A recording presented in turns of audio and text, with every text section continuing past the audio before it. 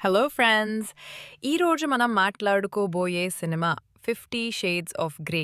Story విషయానికి వస్తే Anastasia అనే ఒక innocent college student billionaire business man అయిన క్రిస్టియన్ గ్రేని ఇంటర్వ్యూ చేయడానికి వెళ్తుంది. అక్కడ్నుంచి వాళ్ళ మధ్య ఓ అట్రాక్షన్ మొదలవుతుంది. కానీ ఈ రిలేషన్షిప్ సాధారణ ప్రేమ కథలా కాదు. క్రిస్టియన్కి ఒక డార్క్ పర్సనాలిటీ, కంట్రోల్ చేయాలనే డిజైర్ ఉంటుంది.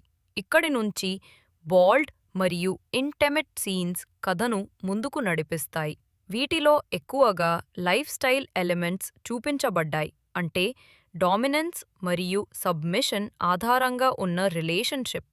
ఈ సీన్స్ వలన సినిమా పెద్ద చర్చనీయాంశమైంది. కొందరికి ఇది బాల్డ్ లవ్ స్టోరీ అనిపించగా, మరికొందరికి చాలా కాంట్రవర్షియల్గా అనిపించింది. పాజిటివ్ విషయాలు: విజువల్స్ స్టైలిష్గా ఉన్నాయి, బ్యాక్గ్రౌండ్ స్కోర్ సినిమాకి ఎమోషన్ జోడిస్తుంది. డకోటా జాన్సన్ యాక్టింగ్ చాలా రియలిస్టిక్గా, ఇన్నసెంట్ నుంచి బోల్డ్కి మారిన ట్రాన్స్ఫర్మేషన్ బాగా క్యారీ చేసింది. కానీ నెగటివ్స్ కూడా ఉన్నాయి. స్క్రీన్ ప్లే స్లోగా ఉంటుంది, డైలాగ్స్ కాస్త ఆర్టిఫిషియల్గా ఉంటుంది.